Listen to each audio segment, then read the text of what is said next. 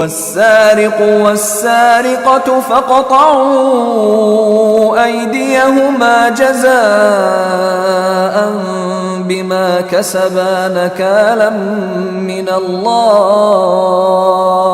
والله عزيز حكيم.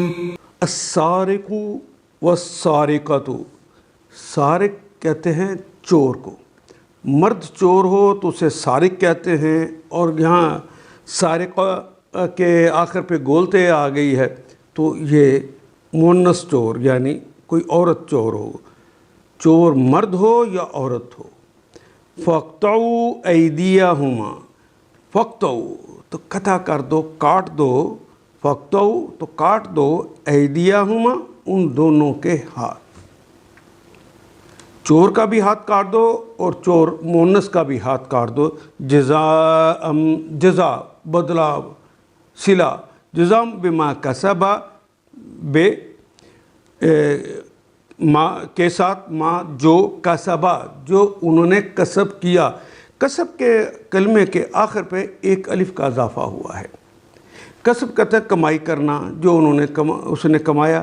کسبا آیا ہے تو ہم نے پڑھا تھا کہ اگر کسی فعل کے آخر پر ایک الف یا الف نون یا یانون کا اضافہ ہو جائے تو اس سے مراد تثنیہ یا عدد میں دو ہوں گے.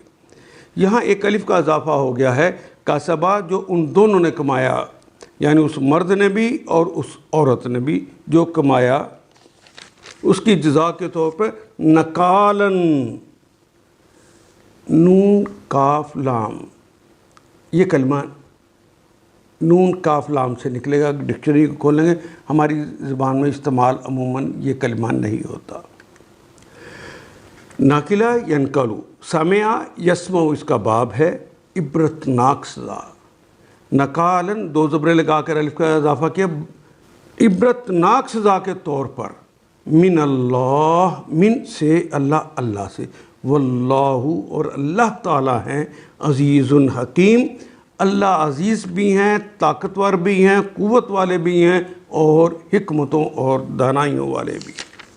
والسارق والسارقۃ فاقطعوا ایدیہما، چور خواہ عورت ہو یا مرد دونوں کے ہاتھ کاٹ دو. جزام بما کسبا، ان کی کمائی کا، ان دونوں کی کمائی کا یہ بدلہ ہے اور اللہ کی طرف سے عبرتناک سزا ہے. نکال من اللہ، یہ سزا ہے اللہ کی طرف سے. واللہ عزیز حکیم، اللہ قدرت رکھنے والے اور سب پر غالب ہے اور حکمتوں اور دانائیوں والے ہیں.